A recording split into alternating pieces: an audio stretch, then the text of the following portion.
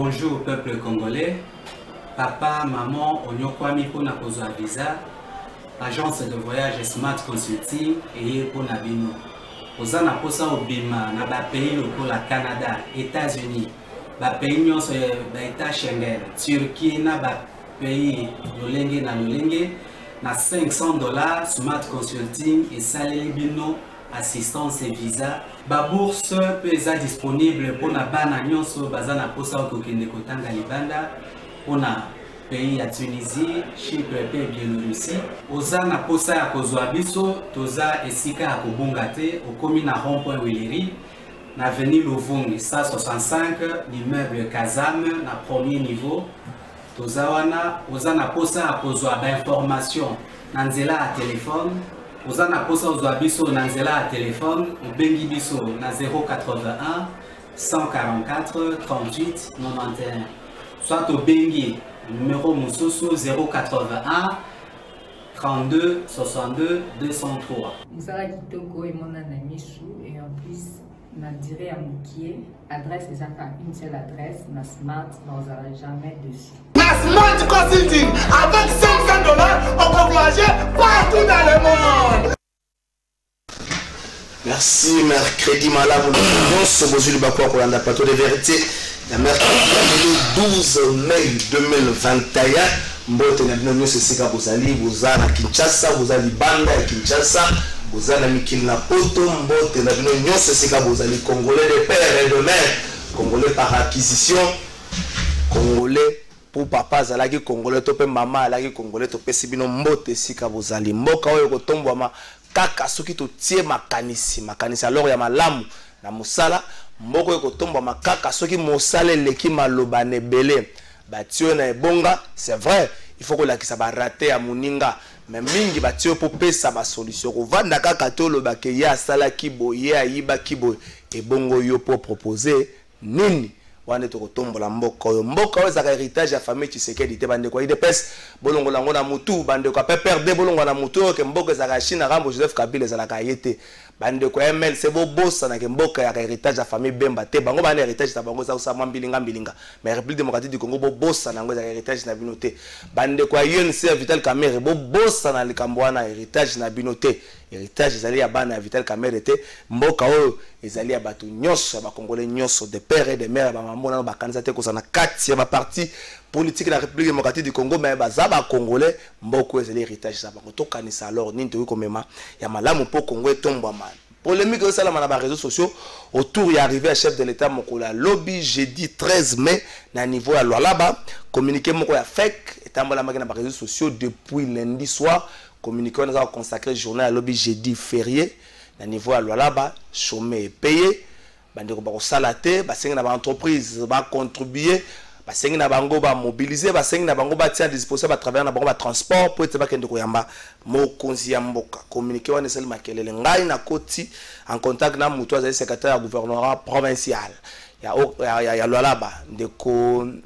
Kombona Kimi ndeko Archimède Kabeya na Mexique na bengie ayebsinga information wana ezotala kaka fake na niveau na ye information intérieure fake communiqué ya gouvernorat ekoyaka la mingi te d'ici fin ya journée mais na bengi bandeko mususu na kati ya ba cabinet na niveau ya gouvernement provincial à Lualaba ba confirmer nga information wana que lobby ba yebisi na bango soki ba monio na mosala ba monio na ba bureau okozana mbano na tourni alors makambo to décria qui yango sous Joseph Kabila. Je me rappelle une fois toi là kana mwanda na ndeko Rodrigue Nyembo na pesembo te sika sali to zonga to komi na boma to kuti mama Olive fallait kaya kuna to yakili boso na biso na mutu moko azali agent public tant kaka ba annoncer que maman Olive azo quitter na aéroport tata wana esi biso bandeko bokene na restaurant boluka ta bolia bomelanga na kofuta menake na koyamba mama na tuni ye to tuna ye papa biso toza awa pona musala moko bo eloko nyoko tika biso kende koyamba o bandeko bo comprendre na ke koyamba mama alors surtout décrire ki makambo ndenge ni loto comprendre que arriver à Félix Tshisekedi na Lualaba il faut te batu ba vanda ba salate qui gagne qui perd to komekope ko kanisa na kati ya makambo wana Assemblée nationale de lycée Sanga tomboli mungongo élection 2023 de lycée Sanga zomo na ngo incertaine parce que ba réforme o batu ba zai ko zela azomona yango eza kolala boye eza kobaluka boye toyoki pe lisola bablocage Georges Kapyamba tombolaki mongongo kolobaki depuis justice esenga baleva ya minute na bapoursuite ya basanction contre bato mosusu assemblée nationale eza kolala est-ce que ezali te continuité to l'esprit mabunde ezokontinue koplane na bureau ya président Mbosso tokomeka mpe mamke ko réfléchir yango enfin Bokanga Lonzo ba révélation za kobima se kobima balobi ba anje mususu okuta ngo na ferme ya Patrice Kitepi na ferme ya Vital Kamerhe mais ngamoko la mekipe ko tuna bandeko ya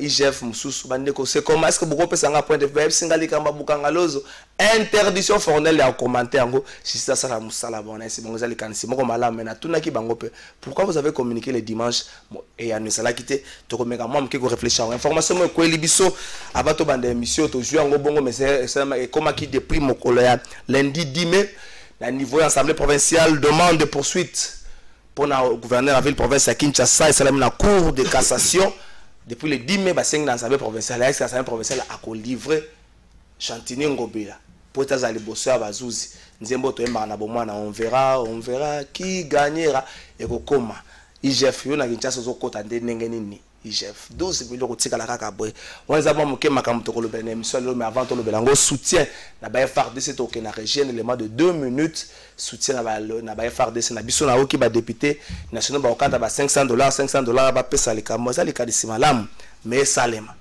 to so senga kaka salema to ke na na région afin de booster justement chacun d'entre nous dans cette salle pour justement donner le fond et soutenir le FRDC. Vous pouvez utiliser ce micro. Bonjour tout le monde. Je prends 50% de mon salaire de ce mois. L'honorable Jean-Marie Boukolassi devient l'un de nos ambassadeurs.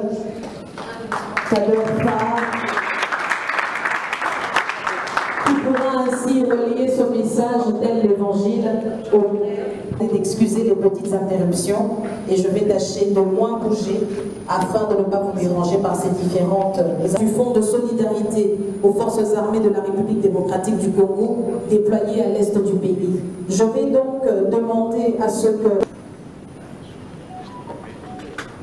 voilà, c'est Econergie qui donne justement ce chèque. Mesdames et messieurs, un chèque symbolique de $10 000. Je suis très heureux aujourd'hui car Ecoénergie a saisi qu'être millionnaire ne dépend pas seulement d'avoir beaucoup de millions en banque, mais c'est donner du sourire aux autres.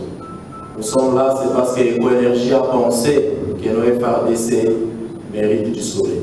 Nous sommes là parce que Ecoénergie a pensé qu'il faut honorer ceux qui nous honorent. Le chef de l'État avait crié, comme Jean-Baptiste dans le désert, il fallait qu'il y ait ceux-là qui pouvaient saisir la vision.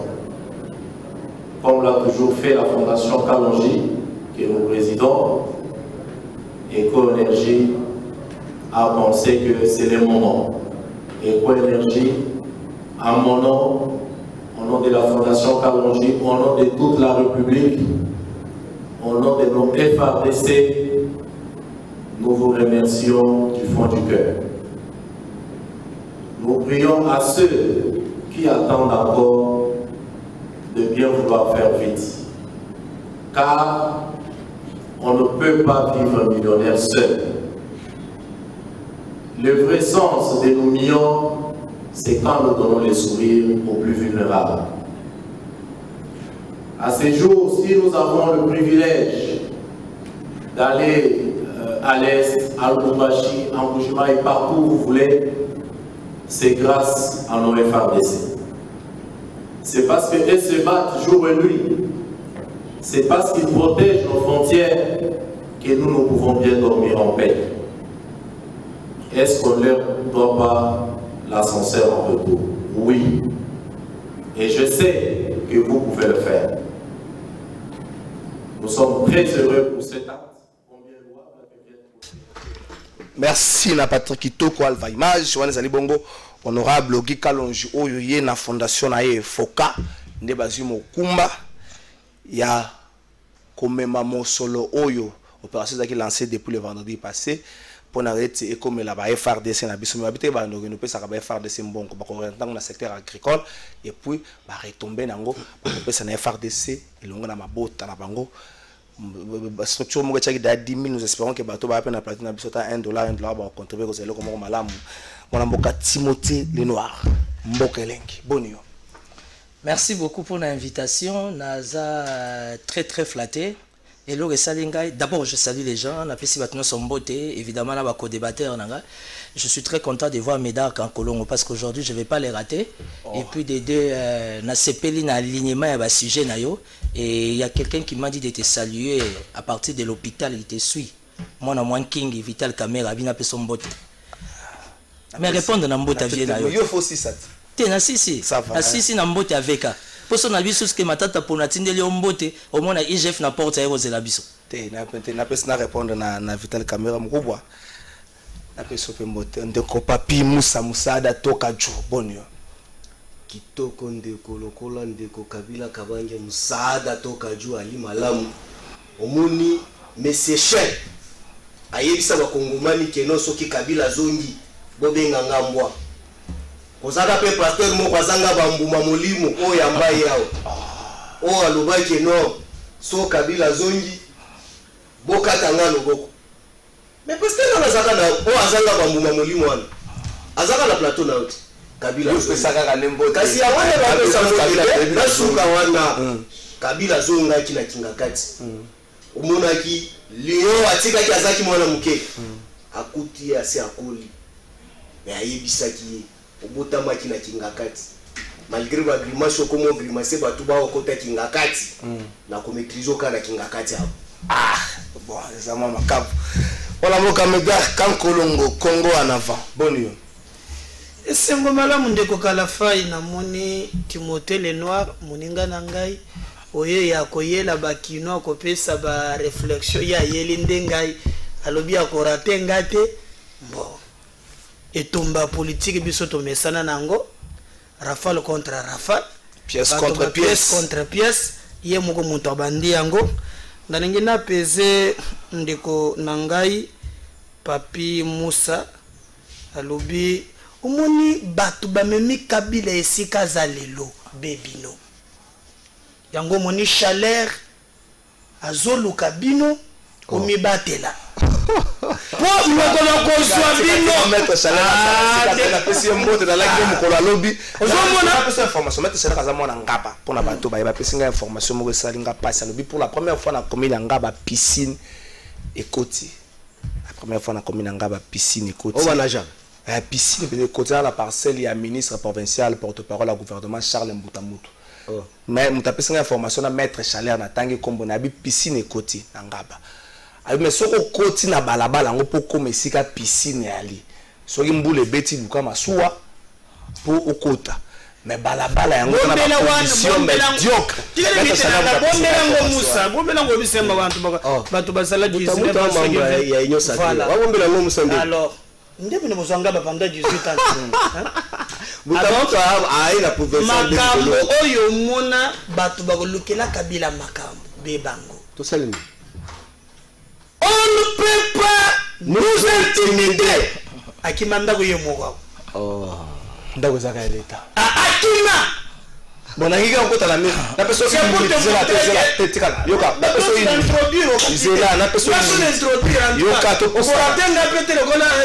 Na peso une minute cassation a commis l'Assemblée provinciale depuis dimanche et depuis lundi le 10 mai à 5 ma poursuite contre le gouverneur, il y avait le province à Kinshasa, dossier Zali, les camarades gouverneur, il y a bourgmestre, bourgmestre Samsou ba longwaka, ezala ki na respect à procédure te ba longwaka, ba bourgmestre ba kenda kati na justice réhabilitaka bango, mais ngobila aboyaka ko exécuter ngo. Ministre intérieur ya kala, FC ngaka na azongisa bango aboyaka enfin, lokola aboyaki na ba niveau nyo so cassation sengi quand même aya liboso na bango, après ça ba élément de réponse ça ya sengi na Assemblée provinciale. Est-ce que vous espérez ou vous pensez que juste une seconde que l'Assemblée provinciale est coupée ça, nous allons la cassation pour être à gouverneur avec Katinga bonsinga fil d'idée na kotaka na mutuna na yo muna ngobela kambaka selo ndo monelaka dabu yemo kwa minji makateka kambaka na pese le mamo na sekeke mokolo wana je vis ngobila s'élever na groupe ya bato azokenda ko réhabiliter ba train voie ferrée. Na seki na ndako na bana lobi. Yemo ba si akundirai. Awa musikate. Wenze sur Weleri. Weleri akundirai. Yemo akundirai. Ok yakutme. Azo yabilité. Na monde na oya zalaka wana. Ou bien kana monde biso ba tozali. Libabe otozoa. Hein? Kimbuta azalaka na ye bongo bongo. Mais quand même azalaka professeur en mathématiques ata betaka le bako na ba maître ya soki 60 fois combien mais azalaki quand même moi mais Ngobila je te dis c'est très grave yembo kwa minji makateka kambaka yo lingo bongisa rai oyo kundia wa dédé mais na façon ya ko kam dossier ça on en parle encore aujourd'hui. Oh mais yo biteke maquette ya ki mokola lobby. Ah maquette hier. D'abord et bandaki. Bino pe ba journaliste, il faut donner la population, on ne peut pas discuter na ba fait. Les gens en communication c'est la sacré. Commentaire ndé za la calibre. O commune que amemaka batukuna. Bata la maquette moko. Maquette à liboso c'est là qu'il y a Sogema. Société française. Waya elali. Les lois maintenant c'est à due construction. Oya zakona. Tozo ebate. Na moni conseil chef de l'état kenda kekuna bato ko yemba nzembo bato. Conseil Vidje Chimanga. Mais rapport à Vidje Chimanga c'est là qui etambola na idée ko soutenir de Congo Bilate faut le bango. Donc pour na yo soutenir Congo Bilate. Ndemo ça tozo. Non. Yoka ko soutenir l'individu te ko soutenir musala Congo Bilate ça la zalo rapport ezali contraire ya makambo wana.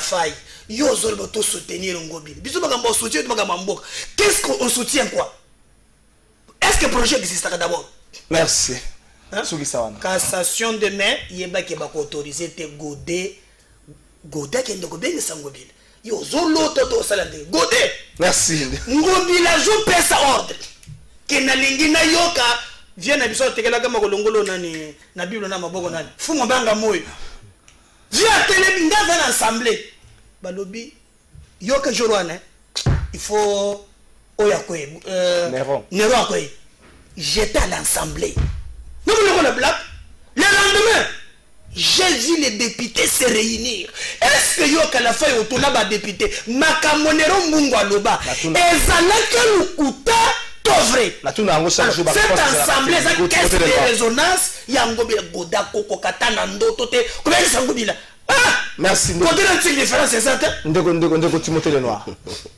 Ça m'a fait plaisir Koyoka, comment on appelle mon ami Médan Kankolongo. Nalingarae quand il est dans son show là. Et quand je vois Médard parler, dans mon esprit, il y a député Moro Bazarana et Mingi, donc je comprends, ça va passer. Médard Kankolongo, toi tu es... Moninga Nanga Jassim, Mike Mokeba Nkoso. Ah, heureusement, yo tangi. National Jassim. Ah, je défends que c'est un argument, il y a un déstabiliser un Jassim. Intention d'engager à déstabiliser. Oui. Intention d'engager à répondre. Au moins, ndeko lobi moninga na yo bozo bato nyonso bazoteka na nini on a rompa wileri beaucoup de sabona wenze parce que lingwa les ana wenze moderne wana nde musala na bino on est chercher aliment encore les faits rapport aux amaloka loba si loko lokinga ko za missile zeli on défendre Ngobila s'il vous plaît là je ne défends pas Ngobila je défends pas Ngobila komaka ndenga pe na mais calme-toi komaka mboka lengi na tuni kaka otuna pourquoi il a acheté komaka ok moi Médard Médan Kankolongo avec la permission des trésors de tout le monde l'opinion je vais te répondre. OK. Tous les leaders d'opinion, toi et moi, nous sommes des analystes politiques. Voilà. Et plus grave que ça, nous sommes des influenceurs. Voilà. Ça veut dire que la masse est Zolandabiso. Ne parlons pas par populisme, ni encore par fantasme pour Batouba Monabiso. Il n'y a pas de problème. Moi, Timothée le Noir, ancien secrétaire, il a fait Daniel Botetti. Paix à son âme. Comme assistant, il y a rapporteur Bakizolele, il y a assemblée provinciale. Comme parsec, il y a Malungue, il y a président Yakofi. Donc toi et moi, s'il y a quelqu'un qui peut parler de l'assemblée pour sauver de la vie de Kichatezanga, parce que ton bandia on a 2007-2008, avant d'assassiner Botetti. Et je te dis que la gestion de Kimbuta et la gestion de Ngobila, je reste rationnel, je préfère 10 000 fois Ngobila. Et ça point de vue là, et la démocratie à moi là. Tout le monde. Tu t'imagines que depuis 1960, l'Engue c'est ça dans Nzelate. N'a pas côté Bakongo. Est-ce que vous avez une famille côté Kuna? Et l'Engue ça te traverse 7 communes. Avenue de la Paix, yo yeba qui on a Macadam. Avenue Kikwiti, yo yeba qui on a Macadam. Nous les Congolais, nous les politiques, nous avons un défaut. Ataya Moukia Malam. Kabila était le démon, non? Kabila Moutabomi Mboka. Voulez-vous me dire que Kabila pendant ses 18 ans a Tonga était le mon côté? Aujourd'hui, les lancements et les travaux à lumière publique et bandit. Dans l'histoire du Congo, plus particulièrement il y a vu la Kinshasa, Banda rond-point Mandela. Au Katisi Kanko Kolesika, Bayi Bagabana Basi Basaki na ba téléphone. Obimi Bandal, c'est les morts Obimi Pen, Bazo Tchabaminda, lumière publique. Kimuta n'a jamais fait ça, Tozoya.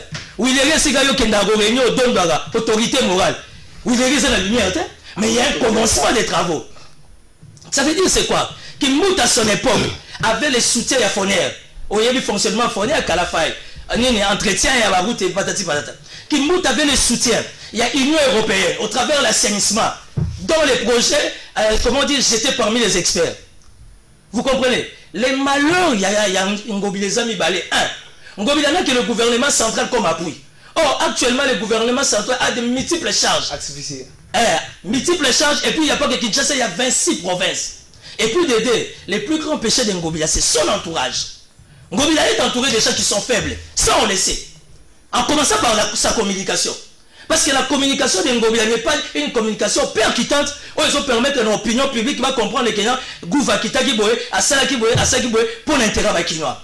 Mais prendre Ngobila, le comparer avec Yandre Kimuta Oya Yakia Kangami Nanda Kunaye, sans pour autant traiter la question sur 60 millions, il y a des détournements dont il y a les traces dans nos banques, il gère pas ça. Voilà. Donc aujourd'hui, tout le monde a un Mabé partout. Vous comprenez? Donc ceux qui l'honneur justice. Cassation, cassation 37. Cassation. Non, moi je suis quelqu'un qui fait confiance à notre justice. Okay. Malheureusement, la justice en République démocratique du Congo a critiqué. Merci. Et bizarrement, la justice en République démocratique du Congo est comme la coloration politique. Mais s'il y a des flagrances et que Bassengui dans l'Assemblée, l'Assemblée ne représente rien devant la Cour de cassation, ils vont s'exécuter. Par rapport à la procédure, si l'élément conditionnel, il faudrait que Ngobilaya, et même si Ngobile Falaya, à la présomption d'innocence, il y a les Cameroun, ça veut dire que les jugés, les condamnés comme ça, c'est de la méchanceté. Merci Ndeko Papi Moussa Motuna Moko. Est-ce qu'il y a Okende à savoir provincial autorisé? Ndeko, naïbi que le réalisateur, c'est le moment où il y a un micro dans l'ai. Parce que naoka qui a mingi na micro na ngayo. Micro za problème. T'es pas qui te micro c'est bon hein? Ah, c'est bon, c'est bon. OK. Non ndeko kankolongo, je t'appelle seulement ya koloba ki non. O aliko sangisa biso na liboke peut-être ya baimoro ou basala makambo mabe ezala pembeni ya ndeko musada. Non.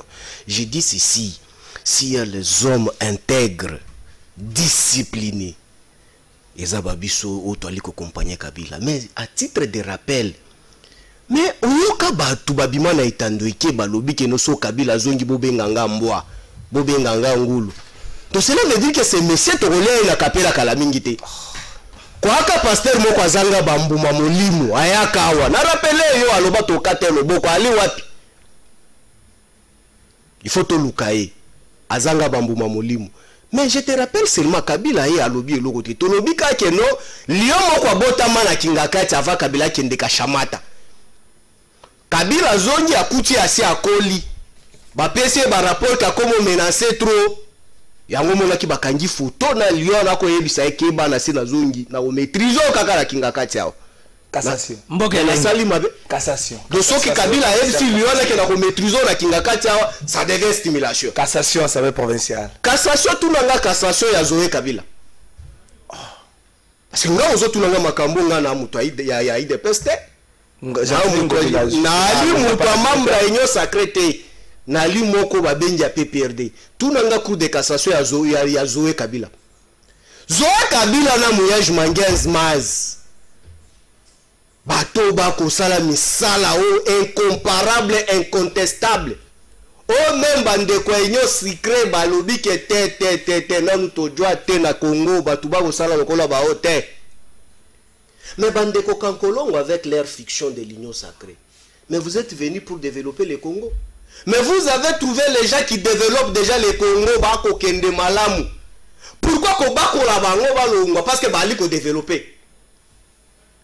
mais lelo tomoni Zoé depuis babengisa ye na Congo azali na Kinshasa ye na ndeko Muyej Mangenzi na repos médical ba ali awo ba mataboye bakita mabe bakende rotana mabe bakita boye mabe nanya ko yamba bango to ebite mais kuna madeso ekotoka bolongo la bango mais sikoyo yo tunanga siko cour de cassation et que se prononcer ka pour que Zoazonga na musala na bango na mo requête non yo kana nous le principe sacré pourquoi est-ce que vous nous amenez tout d'abord à violer les principes sacrés pour nous pousser à faire des requêtes? Parce que l'état des droits veut tout simplement dire respecter les règles et les principes sacrés. Merci de commencer à il faut bailler bayango. Kaka na pouvoir ya union secret oyo na mongala basali remaniement par le gouverneur alongoli ba ministère no surtout ba kei bafandi basali ba remanier. Le ministre de l'Intérieur, la dame là, elle a été chassée du gouvernement.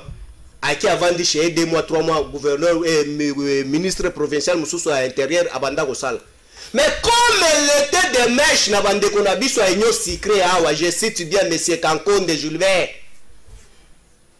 Des tristes mémoires au ministère de quoi des affaires intérieures. Ba bête loko moko te na ba raté kombo na ngoza nini. Mama wana sans immunité longwa na pala zonga gouverneur à l'intérim. Ba longola o azalaka wana. Ya ensemble, ça c'est la magie. Donc maraboutage politique. Mbala moko yenda ko kamba mongala tina moya lelo. Mais vous voulez nous parler d'état de droit. Quel état de droit? Boye boko seli Zoé makambo. Suki sawana. Zoé so bandila ngo suki sawana to kabona maloba. Bako seli Zoé makambo o bako kosa awa Zoé akuta Tanganyika ya laki zamba o Katumbi akokako développer. Même ndako, même bureau Zoé siégé na bâche ya militaire comme gouvernorat pour ton information. Mais le lo kendo ta la ba aéroport, yebisanga gouverneur ni na 26 provinces à tongi aéroport lokola. Lokola Muyej na Zoé. Merci ndeko papi Moussa Meda. Lelo tolo bata ata batu bazanga soni on ne pouvait jamais changer les choses qui fait avancer le pays. C'est pourquoi tu comprends que nos unions sacrées. Tu comprendre bango bako sala bilanga dongo dongo. Que no bako sieta na 2023. Ata bo pakoli ba vaseline. Merci 2023. Wa face la biso. Merci ndeko papi Moussa information. Il y a cour de cassation, on avait allé le gouverneur de la ville nationale, on a Netic News de Medaka Kolongo Mokonzambo Karoleka na Grand Katanga, là particulièrement lobby, mais les Kambo ya okomisa passage ya Mokonzambo ka férié n'espace wana, et c'était ma Kambo zozong sambo ka sima. Ko comprendre batu nyonso base la surtout batu ba travailler en administration publique soko zate, to so ba mon lié à musala ozana sanction sont pas ma pratique oyoyo de créer que lobby le comme ko songo za 2 minutes. Bon, je condamne ça, ce qui est vraiment yango. Moi, je me suis battu pour la démocratie, l'état de droit au vrai sens du mot. Le flatteur, le fou du roi Bazala, kaka, ça ne passe pas avec moi. Bateau faux Basala Moussala, bateau non, c'est bateau union sacrée. Moussala est sacré, Mbok est un défi et belé. Je n'admettrai jamais ça. Moi, na partie nanga tobo yango. Mais tu sais quand gars il n'a baka 10 secondes pour 1 minute et 50 secondes. Na baka tu motelar na kulusu. Na kubako ne kulusu azulu bawa o elenge sango bila tongi c'est 6 km oyebi kunango 24 millions de dollars 1 km à 4 millions misala wana basala même OVD mokole ouvrage kendo se renseigner DD au lobby éclairage public. Mais au bout, le 24 pelaki. Yo ko kapili ya le 24 pelaki. Ko katia sko katia. Na kata gida da ko la ko kata da ko. Le 24 pelaki. Après le bawa na kata. Mbala liboso 24 pe. Voilà. Tirela bo ya zo mona ya peut ayeba kitana ce Timothée noir.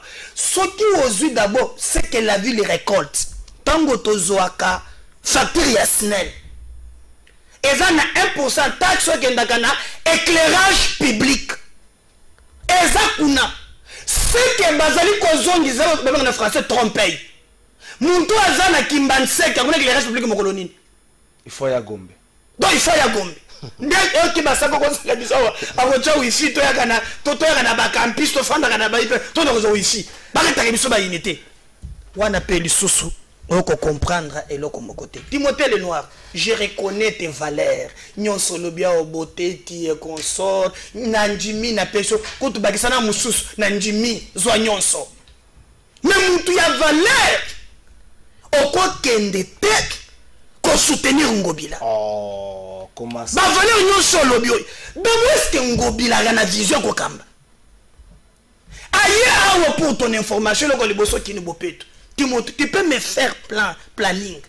Le vice-gouverneur te dit, plan exaté. Budget exaté. Il y a mon colobia bossani a commis Sokola Yipen. Donc, qui ne peut te coucher? Il y a mon comment tu as changé Sokola Yipen, Sokola Kassavubu. Ton côté n'a noté. Ngobile n'a tout le sauce qu'il a fait. 50 secondes. La gestion, il y a ville. C'est très grave. L'assemblée. Yo so mona wapi. Quelqu'un attaque pour préparer budget à la kate. On amène les réductions des comptes et on les assemblée sans que batanga yango. Talaba projet zo mema aw. Et derrière na ko ebisa Félix pour ba bisinga ke muntu na yo moko mwana soki bilor soki nani nde muntu ako soutenir ye. Ah, akufingisa yo. Batu ba ko yino kisa moyen te. Ngana kuzana batu ko fingisa ni yo moyen te. Alors je trouve mon toazali pembeni ya wana ba critère nyonso ya lobby gale ko komisa papi Moussa on a 30 secondes mais 30 secondes on se kataka ndam o kataka ndam nako yoka ko chamu na kwa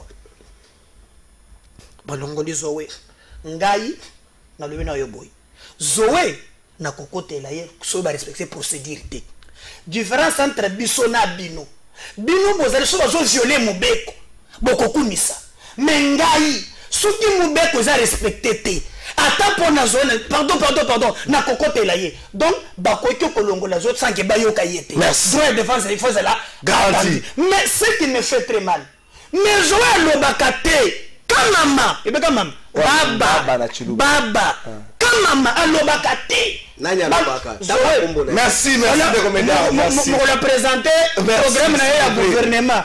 Merci.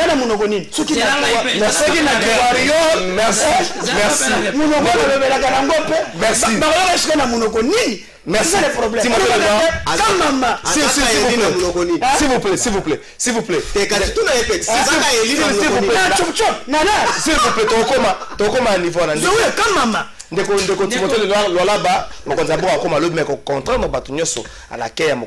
Parce que Azoya bato bako se retrouver dans mon salaté ezate ba pratique oyo ndenge komedara le but de décrire en lobby bato faut pas ça. Merci pour la question Nawana. Vous avez 2 minutes. Ouais, de toutes les façons je vais pas entrer dans les jeux à Nani ya camarade nanga mais à Nani Meda so moni Meda à Choboé c'est que député na bazarana yende mutatindi donc ça passe on sait comment ça se passe et tout. Kini Bopeto est une pensée. Kini Bopeto est une idéologie. Kin Bopeto, Nazoyate, pourquoi tu t'agis? S'il vous plaît, s'il vous plaît.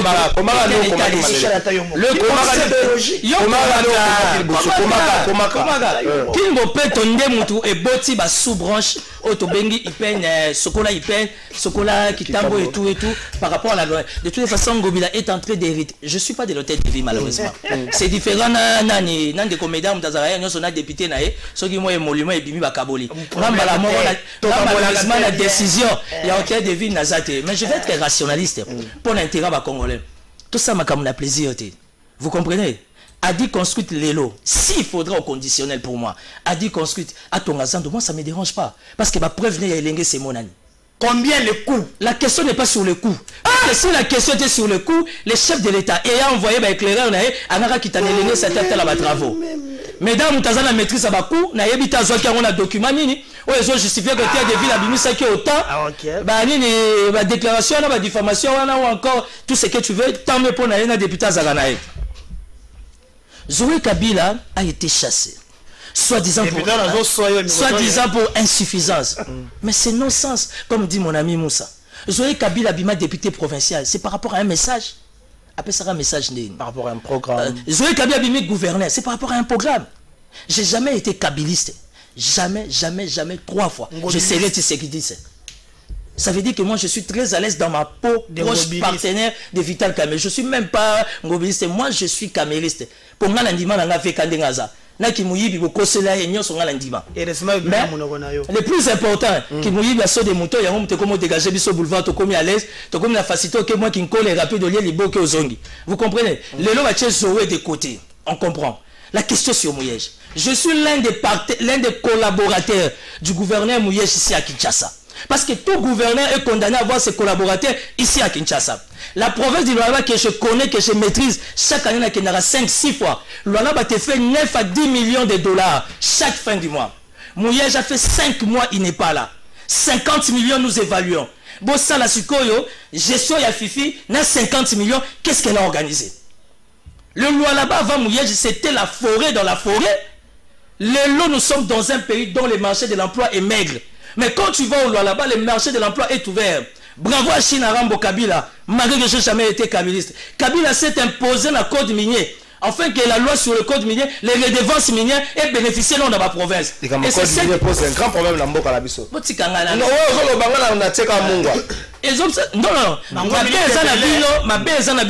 Kinshasa, vous pensez que la République c'est Kinshasa.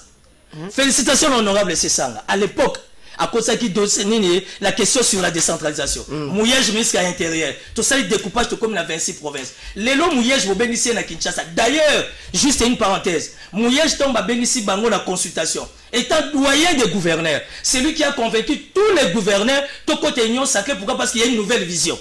Après, à Kinshasa, il se retrouve Kota Biwa. Kota Mouyej a été sérieusement empoisonné. Pour moi, il a fait 4 mois, il y a soins médicaux. Azongi Kinshasa, convalescence naïe. Azonga na Lualaba, a continué vision naïe pour aider le peuple Lualabais bloqué. Merci. Moutazolo Bele Likambu, Azate. Merci. Moutagoyambaye, Azate. L'état des droits, soit on sait ce qu'on veut, soit on ne sait pas ce qu'on veut. Merci de Timothée Nikambo ya Lualaba, Mwanamboka Moussada Tokadjo. Lui mo konzamo akoleka mais communiquer na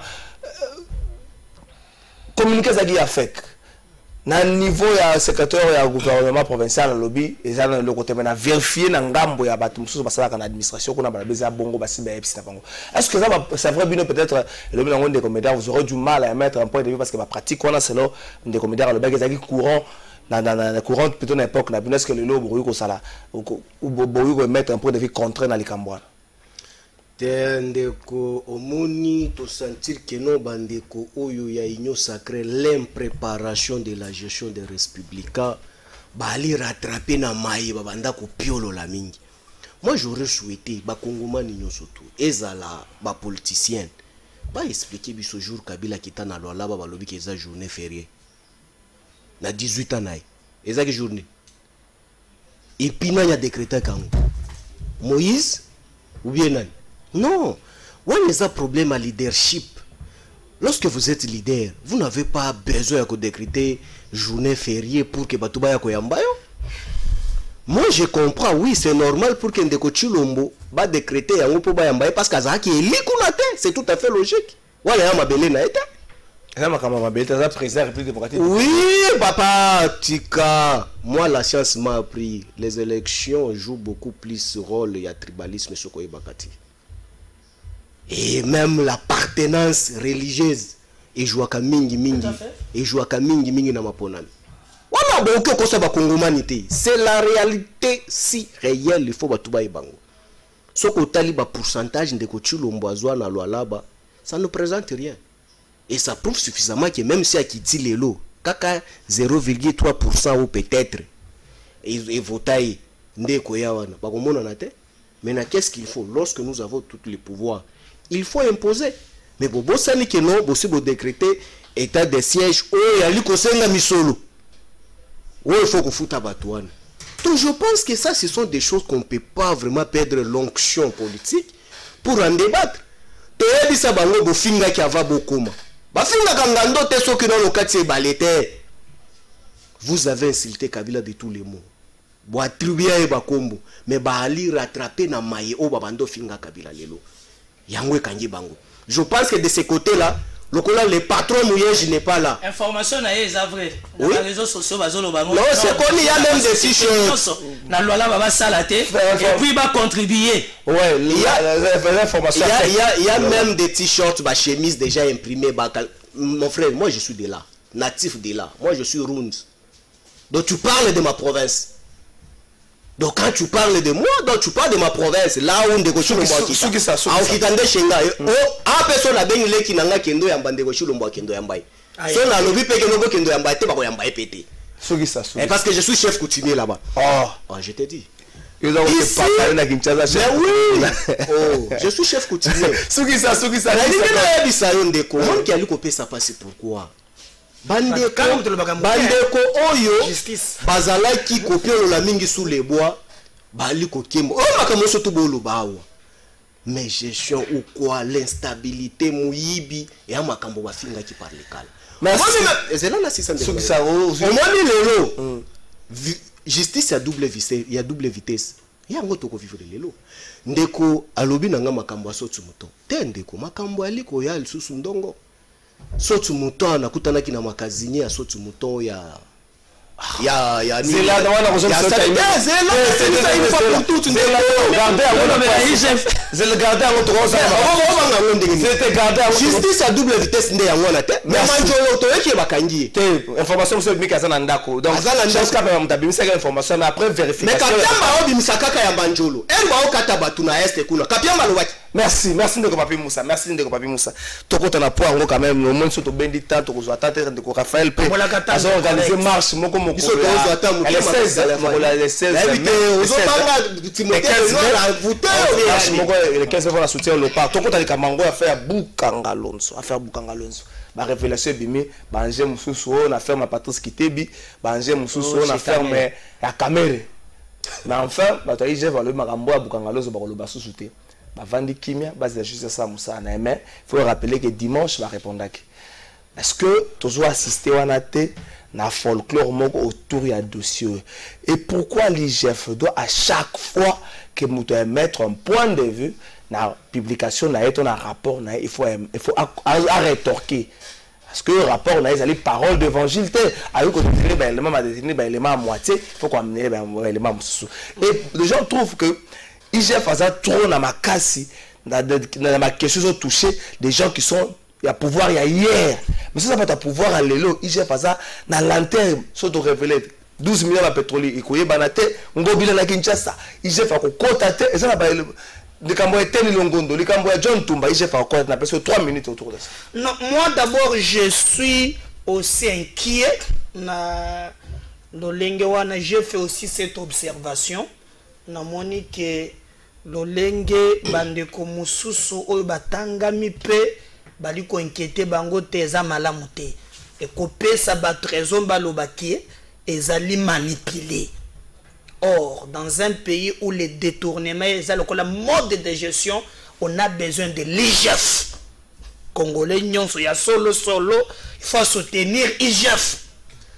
So moni Congolais comme ko attaquer IGF wana muntu akanyaka na makila kasi IGF ndeskoyo apesa batu confiance ya ba croire na ye parce que on par exemple o etenya zwaki mboake kozongisa wapi alors mais ce qui déjà balobi ke ozana mbongo ya l'état c'est déjà une fraction et comme la poche donc il faut d'abord silence radio John Tumba silence radio Jean-Lucien Mboussa Nazaraki na télé 50 répondu on zo monaki na télé 50 journaliste moko tuninga mu est-ce que ça vrai na yebito solo nango journaliste tuninga mu en direct que l'IGF aurait félicité Jean-Lucien qu'il a bien géré. Oui, parmi les 3 ministres félicités par rapport au gouvernement, félicité alors au gouvernement non ça c'est tira la pesa dans l'élément dans Barcelone une minute ça après contrôle il y a gestion à mon son là ministère na bango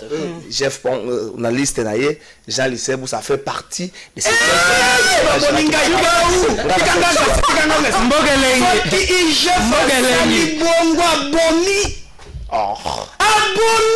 je vais leur poser mutuna simple. Est-ce que IGF à côté koye bisanga c'est qu'on fait taxe sur la redevance minière mutuna moi comment répondre à ngayao.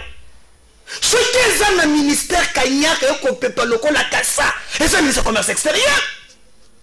Je n'appelle ça la 5%. Pour le bandit que doute, il est confirmé en gros. À l'ingéte na 5 bolin ici, bima nanzela wan. Bima nanzela wan. Nous serons les 5%. Boussa azwaka ye moko na cabinet 2.5. Mbokeleng. Atike na kaba fonctionnaire 2.5. Mais les 2.5 ya ba fonctionnaire alandi akati bango 0.5. Alobi ke ekendaka na mekirian. Pe muntu akendaka kozwa mbongo na badip. J'aurais appris kazaka mwana na ye. Mbokeleng. Quand les chefs soki eza solo azokisa ningai mutema. Mais ya mibale. Ba territoire moko. Ba territoire moko. Oui oui apparemment. Alors ngai kota kutema kama territoire etalingate. Mais ezokisinga mutema. Oli trop mutena saka inimité de longo so. Ona 3 minutes no. Osaka la inimité de. Ina simité de. Osoko mena de. Mbangu yo na so ba idina bakande mbangu. Alors na oye tikali. Na moni pona kamere. Kamere saka nga mutema pasi. Plus nyonso batangaka mbongo kongwa kamere fetangama. Yule linga mbongo ngobo yenini. Même chez lycée kamere pas elle. Papa, plus nyonso bakotanga musolo. Kamera zanga kate. Merci de donc plus kanga mutema passe. Mais aussi le kambo ya matata. Dans cette affaire, ba ministère baza 4. Il y a 4 ministères sectoriels. Matata premier ministre. Je ne comprends pas qu'on ne cite pas les 4 ministres là. Ministre de l'Agriculture, ministre de la Finance, ministre de l'Industrie. On ne les cite pas. Je l'impression que les douaniers bango. Et je condamne aussi que quand Matata lobby à 7 heures, il faut faire le banane à 8 heures. Est-ce que ça fait personnel ou bien faire de l'État? Or, et c'est un chose qui IGF a sali rapport. Akamati akekocha mais matata asambela mingi pona salaki ndoto mabe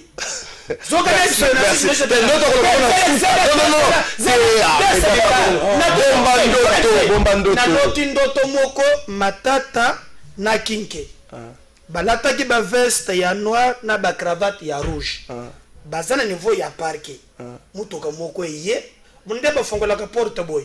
Bango so baki bango na coffre. Bazana kinke. Ce comme tout qui est démarré. Ezunzela au moni palais du peuple. Ezoya.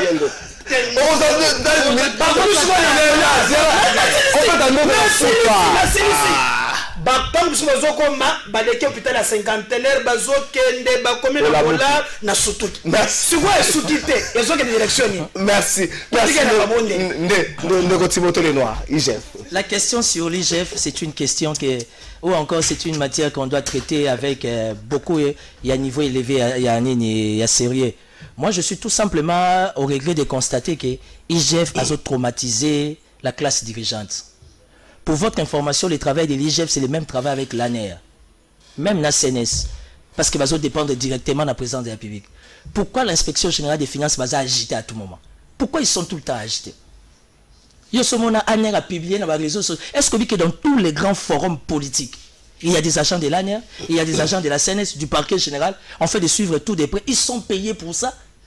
Groupe la Bisso, Abouzo, Farfeli, Délit, ils sont dedans. En fait, il y a récolter information, il y a un moment où on appelle ça la confiance dans le service de sécurité, même s'ils sont mal payés, mais ils ont l'amour du travail. Et ce moment ANER a sa publication, tout quand la trésor, quand la faille, pour inviter Timothée Lenoir. Pourquoi l'IGF s'agite? Et puis, parlons de Boukangalonde. Qui ne sait pas que Boukangalonde avait un comité de gestion? C'est non-sens. C'est par la racine qu'il faudra traiter les mal. Il y avait un ADG, un ADGA, un ADT. Pourquoi on ne les invite pas? J'ai eu la grâce, Matata accueilli, na primature, na badibanga. C'est là où j'ai compris encore beaucoup de choses Yamboka. Boukangalonde, c'était les Sud-Africains et les Congolais. La part... Non, il n'y a pas de problème. Si on a ramené la réponse à l'Ikambotouni. Qu'est-ce qui a justifié? Matata a respecté les contrats. Mbongo zo mana compte il y a RDC pour na kozala na nini bakotonga nini Boukangalonde. Mais bizarrement tant Matata longo en fonction, badi bangaya kati. Et pourtant le dossier était clair. Et c'était une continuité. Oh bah expert bah kiti, bah tel que la question sur makambo agro pastoral wana bobengi Boukangalonde tout. Aujourd'hui, on peut tout dire. Là, je rejoins Médard. Bon, mais ma problème, il y a campus, il y a 35 ans d'années, il y a un innocent, IGF, à lobby, IGF à lobby, à Patrice Kitebi. Je vais t'envoyer sur WhatsApp. Il y a aussi un document vrai. Oh, il y a un avocat qui a quitté. Oh, IGF a quitté qui sur les liens. Quelle la moto? Toujours en agitation. Après, il faut comprendre que ça n'a rien à voir de traçabilité. Makamba moto, il y a ferme, il y a Patrice Kitebi, non, Makamba IGF. Et puis parlons-en. Monsieur, c'est bon, pas caméra. Non, est-ce que ça a sens? À l'époque, à Makamba Boukangalon, Kamere était en opposition. Kamere passait des moments difficiles. Kamere Zoya. Mais pourquoi il dit Kamere Bozakaboé? C'est les prochains. Oh, voilà, moi, King était. Les prochains. Oh, et sur la nini. Calme-toi. Calme-toi. Laisse-moi finir ma réflexion. Félix Tshisekedi est allé à Goma. À qui visiter le peuple à Goma? Alors bien en République démocratique du Congo, nous devions apprendre à sécuriser les atouts. Et l'un des atouts, c'est Vital Kamerhe. Qui, jusqu'à preuve du contraire, reste le pacificateur par excellence, sans les propos du chef d'État. Ça veut dire que Médard ne représente zéro pour la contredire Malobana. Donc Vital Kamerhe et Loakanini King, il reste le pacificateur par excellence. Pour le moment, la force n'a y malgré que 5 ministères. Ça veut dire Aza.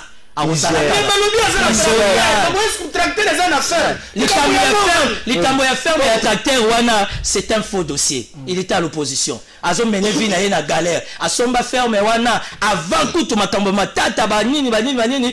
N'oubliez pas que Kamere a un parcours. Il était président de l'Assemblée nationale. On a plusieurs reprises. Tout la il a chité. Mais dans la chité 10 fois, on a peine rechité 10 fois. Pourquoi? Mais dans la lobby, là on parle que d'argent. On parle que des Vital Kamerhe. Non, mais c'est parce que le nom de Vital Kamerhe fait peur. On a suivi notre procès préfabriqué. Notre procès de 100 jours. Toi et moi, on est intellectuels. Et Médard, il comprend mieux que moi. Mon colonel, mon qui République à la Gisibino Bordero. Il y a virement bancaire, on a gagné les King Vital et il y a un compte à Kalafay. C'est ça les vols. Vols sont des commis scientifiques et commis intellectuels. Ça veut dire qu'il n'y a pas flagrance. On a une spécialité IGF. IGF sera mené par enquête, abonné à indice côté et comme une responsabilité scientifique. Responsabilité scientifique, ça veut dire qu'indice est zaté. L'IGF est un service technique. Merci. Soit à si rapport, Azan a dévolé, soit appelé ce rapport d'un chef de l'État, soit appelé ce rapport d'un parquet. Alors l'IGF ne peut pas mettre à la télé inutilement pour nous raconter ma vie là-bas. Merci, Ndeko Papi Moussa. Ceux qui savent, comme ça, nous avons Raphaël, et puis nous avons 10 secondes de Camboya, l'Assemblée nationale. Oui, Ndeko. Tu vois, je voulais tout d'abord expliquer Ndeko Nini. Timothée Lenoir. Timothée Lenoir. Ngobiliste Ndeko Timothée Lenoir. Il y a une grande différence entre un agent de ANER et l'IGF. L'IGF, c'est un OPJ en compétences restreintes purement en matière de finances. Il ne peut jamais observer autre infraction si ce n'est que des fractions de finances. Donc l'IGF ne peut jamais se comparer avec un officier de l'ANER, c'est jour et nuit. Donc écart et Ali et Béli. Ce que nous comprenons avec regret, c'est quoi? IGF, il s'est fait vraiment trop bavard tout en étant militant sous les bois d'un parti quelconque. Oyo Aliko Kamba. Donc Aliko Pesasoni. Tu sais que sur le plan des droits, les droits administratifs nous enseignent ceci. L'IGF pour Fongola Munokonae pour Aloba. Il faut avoir autorisation et directeur et cabinet à Mokonzamboka pour aye bisaye pour appeler un pifo ya koloba maye matali finance. Mais ce que total IGF a aussi la point de presse. A kotanga ba kombo ya batu oyo ya suspecté bango déjà bali moyibi. Bakokanga a qualifié déjà bango miyibi. Même le magistrat le plus séant à Moussika place IGF a copié sa rapport ne peut jamais qualifier Moutou d'un voleur si ce n'est que le juge naturel ya Moutou Oyo a qualifié voleur. Mais l'IGF le fait avec son conglomérat. C'est que nous constatons avec regret que parti politique naïe, anémie à la institution publique de l'État, il nous amène où? Il y a eu parti politique naïe. Nature ya makambo ko sala trouva kango na parti ni. Naibita. Ah yango na sala ka comparaison comprendre. Maintenant makambo même bande ko bauti koloba. Soko tali ba track o ya ko traquer batu. Même ko chilomba loba ko fouiner dans le passé té. Mais dossier bukangalo je ya gestion ya ndeko chilombo té. Mais lelo bali ko fouiner kaka bato ba kambama na ndeko Kabila. Mais baba yibi mingi za. Mais do kende té. Do la kisabatu bauti ko yiba 2 ans baleki batu ba yiba na 10 ans. Tokende na nukaka na ndako IGF na maison civile à Mokonzamboka oyiba détourna boni IGF asi asambisa ba financier wana kaka na ndako IGF wana lobo eu qui a auditionné lobo kaka na ndako ya IGF na présidence wana lutte contre la corruption, si c'est quoi les machins là qui nous bouffent l'argent inutilement, un projet sans soubassement juridique. Bakanga ye moko contre la lutte à corruption, ye moko loboko na sac akobuka avec une banque en place. IGF a auditionné. Merci Ndeko. C'est là dans notre succès. C'est très important. Donc qui na kingabo wa milice moko esalema. Bagade républicaine babeta na masasi na ba policier bakufa awa. IGF aloba bango, mais mutazaki responsable ya gestion anda kwa na c'est un membre de la présidence de la République. IGF a milice. Yo kana expliquer. Et na lobby donc IGF na lobby que justice. Oui, justice. Toya est-ce que yoka baloba bango? John Lutumba o batanja o atambola na kanyaka na diplomate comme Jack Bauer. Akena ngona ba hotel obo ebi to bo tala ba kamera. Merci positionné. Merci. Etemi longondo tikala sukisa wana yende fo bakanga ye kaka ta lelo. Etemi longondo. Alobamba mbongo ezonga. Ezalaka wapi? Na poche ezonga. Ezonga combien? Mais mbongo ezonga na poche ezonga kana ko tela. Alors bachango wapi? Bordero ya kozongisa mbongo wana nani atanga yango? Donc cela veut dire que ngande na futa kambongo na Ali Musali ya IGF na tata na ye. Bazumi solo ya biso, mais et puis IGF azangi soni, ils sont encore dans le média avec le point de presse et tenu longondo lokola Ali Mungala azongi si solo ya ba biso to Ali bande ko na bango merci yango Jean Lucien non azape Mungala mais tout que ça qui va non, il faut les laisser. S'il vous plaît, parce que le Mogoté, IGF en sala, pour Namboka, s'il vous plaît, ce qu'on traqué, vous me reprochez des faits politiques, mais bon.